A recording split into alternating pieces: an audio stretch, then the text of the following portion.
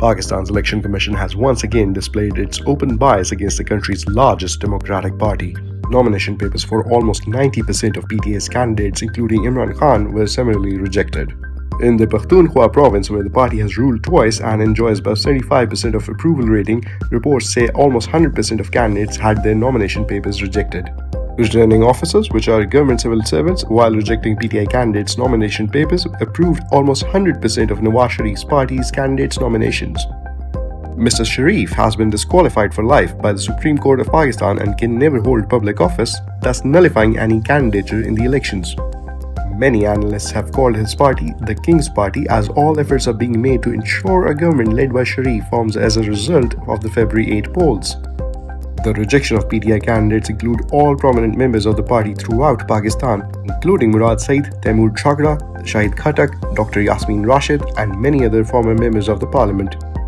Saturday also witnessed some of the worst forms of state fascism, with police and state agencies in plain clothes roughing up, abducting, and arresting candidates and their nomination papers or supporters. Former Prime Minister Imran Khan has called upon the young people of the Sindh province to come forward and become leaders in the province to change their destiny.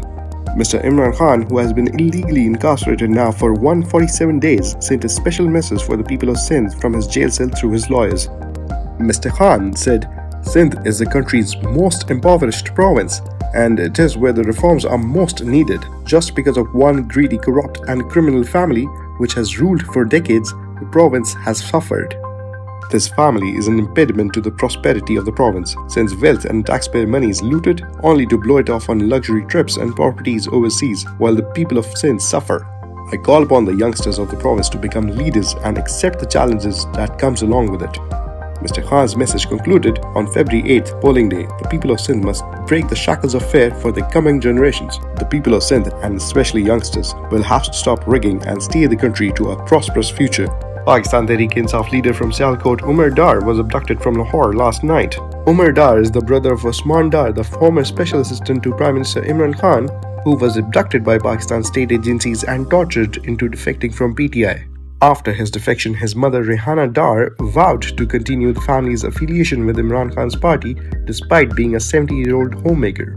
The family has endured immense state torture, including night raids in which state police threatened to sexually abuse Mrs. Dar. The family has called out the two-time former Defense Minister Khwaja Asif, a prominent member of the Nawaz Sharif's party and considered a close confidant of the powerful military, for the abuse inflicted on the family.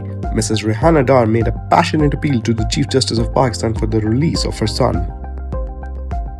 बिस्मिल्लाहिर्रहमानिर्रहीम। मैं इस वक्त मुखातब हूँ अपनी आला अदलिया से, chief justice Pakistan से, अतर मिनल्ला साहब से।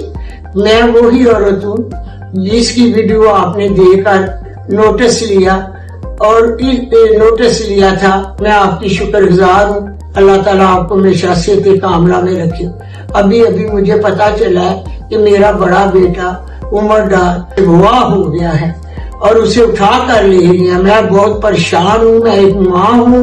मैं आज होकर बेवा औरत आपसे अपील करती हूँ कि आप नोटिस लें और मेरे बेटे को अदालत में बुलाया जाए। जो उसके मुकदमात हैं उनका वो सामना करें।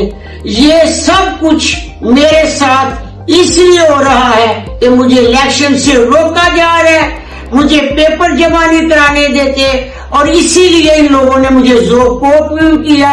मेरे घर के आगे सारी पुलिस फेंक दी। South Africa has filed a case against Israel at the International Court of Justice, accusing it of crimes of genocide against Palestinians in Gaza after nearly 3 months of relentless Israeli bombardment that has killed more than 21,500 people and caused widespread destruction in the besieged enclave. In an application to the court on Friday, South Africa described Israel's action in Gaza as genocidal in character because they are intended to bring about the destruction of a substantial part on the Palestinian national, racial, and ethnic group.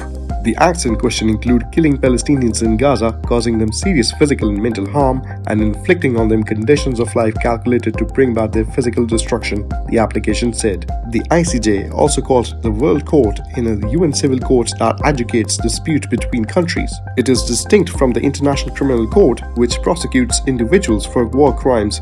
South Africa's President Cyril Ramaphosa has compared Israel's policies in Gaza and the occupied West Bank with his country's past apartheid regime of racial segregation imposed by the white minority rule that ended in 1994. As members of the UN, both South Africa and Israel are bound by the court. Several human rights organizations have said that Israel's policies toward Palestinians amount to apartheid.